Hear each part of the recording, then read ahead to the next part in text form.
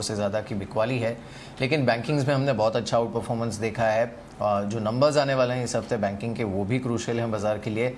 आपका व्यू क्या है इस समय मार्केट पर?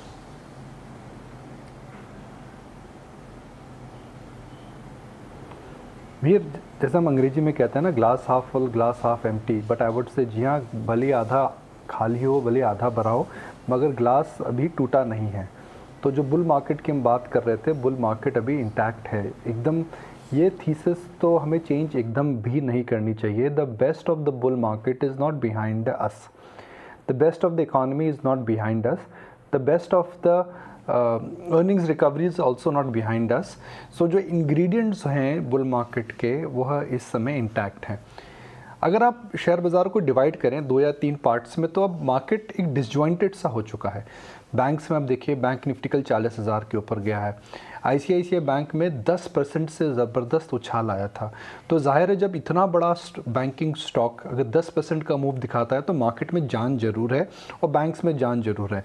मगर आप बोलते हैं जी मैं बैंक्स के नज़रिए से नहीं देखता हूँ, मैं IRCTC के नज़रिए से और IX के नज़रिए से मार्केट को जज करना चाहता हूँ, तो जी हाँ, वहाँ पे 25 से 35% का रिवर्सल 52 वीक ऐसे हो चुका है। फिर आप बात करते हैं हम small and mid cap stocks की, तो जी हाँ, रिवर्सल है वहाँ पर। अब वहाँ पर रिवर्सल जो है करीब 8 से 9% का 52 वीक हाई से है। मीर सितंबर और अर्ली अक्टूबर महीने में we were the envy of the world. Global market थोड़े थके हुए लग रहे थे, S&P डाउ कहीं नहीं जा रहा था, मगर सेंसेक्स और निफ्टी ने बेहतरीन ऊंचाई के लेवल्स टच करे थे। मगर अभी उल्टा हो रहा है, S&P डाउ हम देख रहे हैं ऊपर जा रहा है और Indian markets are slightly on a back seat. तो शायद एक सेक्टोरल रोटेशन हो रहा है जिसकी वजह से FI बेच रहे हैं। और दूसरा मेरा ये मानना है, जो बड़े IPOs आ रहे हैं मीर, इनके अंदर अच्छा खासा इंस्टीट्यूशनल पार्टिसिपेशन होगा। सब इंस्टीट्यूशनल इन्वेस्टर्स को जब इस बात की समझ तो है कि भाई ज़ोमैटो की सक्सेस के बाद इन बिजनेसेस की जो रेलेवेंस है वह बहुत इंपॉर्टेंट रहेगी। तो आपके पास अगर आप एक फंड मैनेजर है मीर, तो आपको अभी डिसाइड करना पड़ेगा जी मुझे एलोकेशन किस प्रकार से चेंज करनी है। क्या मैं नायका को अपने IT पोर्टफोलियो के एलोकेशन में लूँ, या कंज्यूमर के पोर्टफोलियो में लूँ, या फिर मैं इसको है ना बैंकिंग के पोर्टफोलियो में लूँ। तो इस तरह के प्रश्न फंड मैनेजर इस समय कर रहे हैं, जिसकी वजह से हम देख रहे हैं कि शेयर बाज़ार के अंदर थोड़ी बिकवाली आ रही है, थोड़ा सेक्टोरल चर्न हो रहा है। मगर आपको याद हो हम बात कर रहे थे कि banks have a serious case to outperform. मुझे वही लगता है कि the banks will continue to outperform till the time the remaining numbers of Axis and IndusInd bank are not out. दूसरी मीर, फार्मा पे नज़र रखिए, एक्सपेक्टेशंस आर वेरी लो। पिछले क्वार्टर में फार्मा में एक्सपेक्टेशंस हाई थी और नतीजे ख़राब थे, स्टॉक्स जोर से गिरे थे। इस समय एक्सपेक्टेशंस लो हैं और स्टॉक्स भी नीचे हैं। तो ज़रा सी भी अगर फार्मा कंपनीज़ ने आके पॉजिटिव कमेंट्री दे दी तो मुझे लगता है उनमें तेज़ी आ सकती है। ठीक है, मॉर्निंग निकुंज, तो फार्मा स्पेस पर नज़र बनाकर रखनी होगी। ये एक बड़ा ट्रिगर हम व्यूवर्स को बता ज़रूर सके हैं, लेकिन एक बात और जानना चाहेंगे, क्योंकि ग्लोबल क्यूज़ की, ग्लोबल सेंटिमेंट की भी बात करनी चाहिए जब हम सारे फाइनेंशियल मार्केट को मैप कर रहे हो। कल हमने देखा कि US मार्केट्स में भी अर्निंग का एक बड़ा ट्रिगर है। आज वहाँ पर बड़े रिजल्ट्स आने हैं, आज फेसबुक के रिजल्ट्स आने हैं, हालांकि स्ट्रीट की एक्सपेक्टेशन से शायद ये मिस हो सकता है आंकड़ा, ऐसा कहीं अभी वेब पर भी आया। लेकिन आप कैसे देख रहे हैं टेक्नोलॉजी कंपनी के रिजल्ट से पहले वहाँ पर हम रिकॉर्ड तेज़ी देखते हैं। इनफैक्ट टेस्ला का शेयर 12% चढ़ जाता है कल।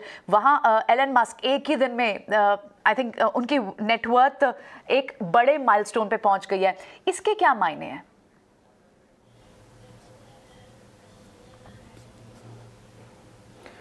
प्रियंका, $36 बिलियन से एलन मस्क की समय वैल्यूएशन बढ़ी है। अगर आप वर्ल्ड के 15 रिचेस्ट लोगों की लिस्ट देखें, तो अगर आपके पास $36 बिलियन है तो आपका नाम वर्ल्ड के 15 या 16 रिचेस्ट व्यक्ति के नाम से आ जाएगा। तो एलन मस्क ने एक दिन में इतनी जो वेल्थ क्रिएट करी है, वह शायद टॉप 20 के अंदर इतने सालों के बाद कुछ लोगों की करंट नेटवर्थ है। तो जो कल टेस्ला के शेयर में जो छलांग आई है, वह ज़बरदस्त छलांग आई है। और क्योंकि Tesla unlike other car companies, इन्होंने काफ़ी दूरदर्शिता से देखा था कि किस प्रकार से चिप शॉर्टेज आ रही है and they were able to prebook the chips. शायद दूसरी ऑटो कंपनीज ने यह नहीं करा था और इसकी वजह से उनके मुनाफे में ज़बरदस्त उछाल आई है। मगर जब टेस्ला जैसी बड़ी कंपनी 10% बढ़ती है तो जाहिर सी बात है कि इस समय जो मोमेंटम है, इस समय जो मूव है, वह फिर से न्यू इकोनॉमी डोमिनेटेड कंपनीज में आ रहा है। तो I will not be surprise that the rub off effect could be visible on Tata Motors today, because अब मार्केट बोलने लगा है जी अगर आपको ईवी में रहना है तो Tata motor is the best play. तो अगर टेस्ला में उछाल आएगा उसका सीधा इंपैक्ट टाटा मोटर में आएगा, सेंटिमेंटल आएगा। टाटा मोटर की अर्निंग्स में कुछ फर्क नहीं पड़ेगा।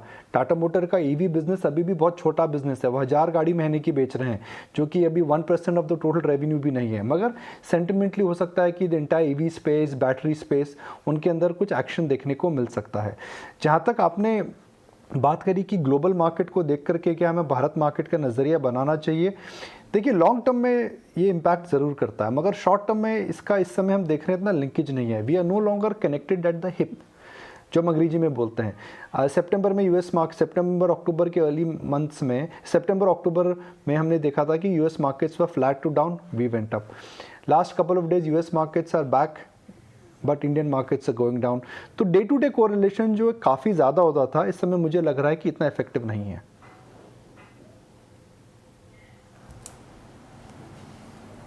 जी बिल्कुल, ये इतना इफेक्टिव नहीं है।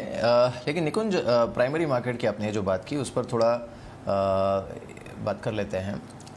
नाइका का जो आईपीओ है वो बड़ा इंटरेस्टिंग है, क्योंकि एक तो ये उन चंद न्यू एज कंपनीज़ में से एक है जो कि ऑलरेडी प्रॉफिटेबल है लिस्टिंग से पहले, और उस लिहाज से वहाँ पर इन्वेस्टर्स का इंटरेस्ट भी होगा। उसके पीछे पीछे पेटीएम का आईपीओ है अगले महीने, जो कि अब तक का सबसे बड़ा आईपीओ होगा, 16,000 करोड़ से ज़्यादा का। तो आई थिंक प्राइमरी मार्केट में एक्शन काफ़ी देखने को मिलेगा, और ऐसे में सेकेंडरी मार्केट अगर साइडवेज रहकर कंसोलिडेट हो जाता है तो भी वो कोई ज़्यादा बुरा नहीं होगा मार्केट के लिए। जैसा आपने कहा, at least the glass will remain intact.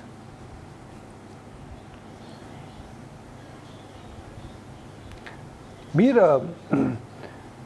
Nykaa जैस की मॉडल की अगर आप बात करें तो नाइका जैसा बिजनेस क्या अगले 10 साल तक 15 से 20% ग्रो कर सकता है? The answer to that is yes. क्या नाइका इस समय सस्ता है? The answer to that is no. क्या नाइका के शेयर में, आईपीओ में आपको शेयर मिलते हैं तो आपको क्या अप्लाई करना चाहिए? देखिए इस शेयर की जो डिमांड आएगी, बम्पर आएगी, बम्पर डिमांड आएगी। तो you really have to be very lucky to get the stocks of Nykaa if you are going in the IPO market. क्या ग्रे मार्केट में नाइका में निवेश करके आपको जाना चाहिए? That means that you are really then playing the IPO pop, जिसमें हो सकता है डिपेंडिंग ऑन मार्केट कंडीशंस पैसा बने नहीं बने, ये बोलना बहुत मुश्किल है। मगर आप 3 से 5 साल की अवधि के लिए नाइका अगर अपने पोर्टफोलियो में रखते हैं तो क्या इस शेयर के अंदर आप डबल डिजिट रिटर्न्स कमा सकते हैं? मुझे लगता है हाँ, बिकॉज यह काफ़ी बड़ा चेंज आ रहा है। The way we are now going to be buying cosmetics and makeups, and it is just not restricted to the shift of unbranded to branded or shift of small cities to big cities। जी नहीं, एक change of habit आ रहा है। जैसे आज से कुछ साल पहले मीर, आपको याद हो जब हम बाहर खाने की बात करते थे तो शायद हफ्ते में एक दिन जाते थे, सैटरडे नाइट या फिर संडे आफ्टरनून। अब आप देखें तो हम going out is no longer a celebration. उसी तरीके से looking good and feeling good और कॉस्मेटिक बाइंग, जो कि दिवाली या शादियों के लिए लोग कंज्यूम करते थे, now it is part of day to day life. तो एक बड़ा पैटर्न चेंज हो रहा है नाइका जैसे बिजनेस की बिग पिक्चर की आर्ग्यूमेंट करें तो। कुछ ऐसे बिजनेस हैं जिनमें रेलेवेंस रहेगा, ग्रोथ रहेगी। हो सकता है शॉर्ट टर्म में वो आउट परफॉर्म ना करें बिकॉज महंगे हैं, मगर they should be part of your portfolio. Mir, there is a reason why good companies are trading expensive because there is a scarcity premium। तो scarcity premium जो देने को रेडी है इस समय, उसे नाइका जैसे शेयरों में इन्वेस्ट करना चाहिए। और मैं कुछ एक्सपीरियंसेस बताता हूँ बिफोर अ रैप की। स्कैरसिटी, जिन लोगों को इस बात की समझ है उन्होंने अच्छे शेयरों को कुछ समय तक रखा है, काफ़ी पैसा बनाया। एचडीएफसी बैंक मीर 4 से 4.25 के नीचे बुक वैल्यू पे कभी आए नहीं, हमेशा एचडीएफसी महंगा था। बजाज फाइनेंस अपनी हिस्ट्री में पिछले 10 साल से महंगा लोगों ने कहा है। डीमार्ट जब 600 रुपये में लिस्ट हुआ तो लोगों ने बोला था भैया तुम रिटेल कंपनी 50 के पी पर नहीं लेते हो। क्या हुआ जी, डीमार्ट उसके बाद लिस्टिंग के बाद करीब 7-8 टाइम ज़्यादा हो चुका है। मुझे अभी भी याद है जब डॉक्टर पैथलैब और मेट्रोपोलिस के शेयर्स लिस्ट हुए थे, वो महंगे थे। वो इसलिए महंगे थे बिकॉज इन कंपनीज़ के रिटर्न रेशियोज बहुत अच्छे हैं। तो हो सकता है कुछ इंटरनेट कंपनीज़ के अंदर उस तरह का सिचुएशन इस समय हो रहा है कि they will look expensive on paper, but the relevance, the importance and the growth is so high that if you stay with some of these companies for a long period of time, you will outperform the market. चलिए बिल्कुल, तो यानी नायका का IPO, आप इसमें अगर आप lucky होते हैं, आप पैसा लगाते हैं और आपको मिल जाता है, तो कॉल योरसेल्फ लकी। शुक्रिया निकुंज इस अपडेट के लिए और इस एनालिसिस के लिए बहुत बहुत।